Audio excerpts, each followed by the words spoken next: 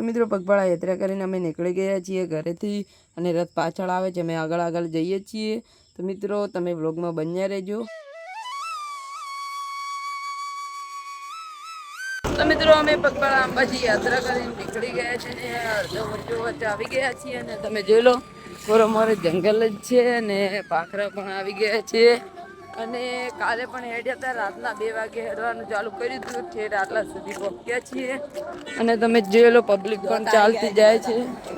હા, જોતા નજીક કુકડા આવી ગયા છીએ અને તમે જોઈ લો પબ્લિક પણ ખૂબ જ જાય છે, સાધન લઈ પણ જાય ને ચાલતી પણ ખૂબ જ જાય છે। પેલો છે મારો રથ ને રથ કેડે પહોંચે ને પબ્લિક થોડી આગળ નીકળી ગઈ છે ને તમે જોઈ લો ભાખરા છે, ભાખરા ઉપર પણ મંદિર છે, તમને નહીં દેખાતું ઝૂમ કરીને બતાવું।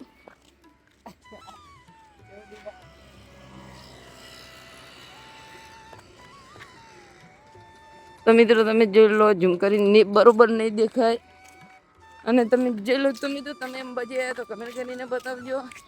હા, એક ભાઈબંધ હારે રહ્યા છે, બીજા બધા આગળ જતા રહ્યા।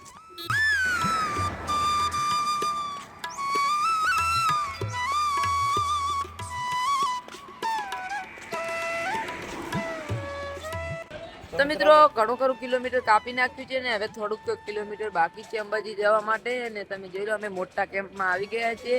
તમે પણ આવશો તો હારો કેમ્પ તો જોવા મળશે તમને। અમને તમે જોઈ લો પેલી સાઈડ તો ભાખરા છે, એકદમ સ્વર્ગ જેવો નજારો દેખાયો છે અને તમે જોઈ લો પેલા ભાઈબંધ તો બધા અલગ બેઠા છે અને તમે જોઈ લો આ તો હુઈ ગયા કંટાળીને।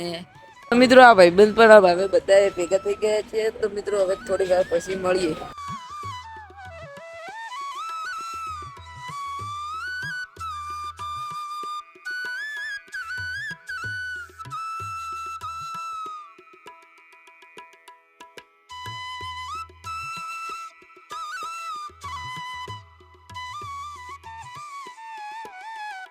તો મિત્રો ફાઇનલી અમે ગબ્બરે જવા માટે નીકળી પડ્યા છીએ ને અંબાજી માતાના મંદિરે ગયા હતા પણ અહીંયા તો ફૂલ ટ્રાફિક હતી, તેટલા માટે અમે ગબ્બરે દર્શન કરવા જઈએ છીએ।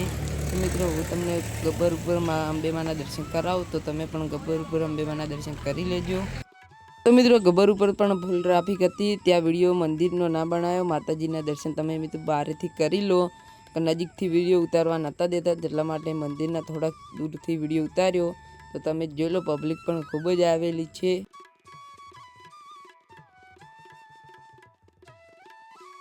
તો મિત્રો ફાઇનલી અંબેમાના દર્શન કરીને આવી ગયા છીએ ઘરે। પગપાળા યાત્રા કરીને ગયા હતા અંબેમાના દર્શન કરવા માટે અને હવે ઘરે આવી ગયા છીએ, એટલા બધા પગી પણ નહોતા દુખતા અને હાલ ઘરે આવી ગયા છીએ।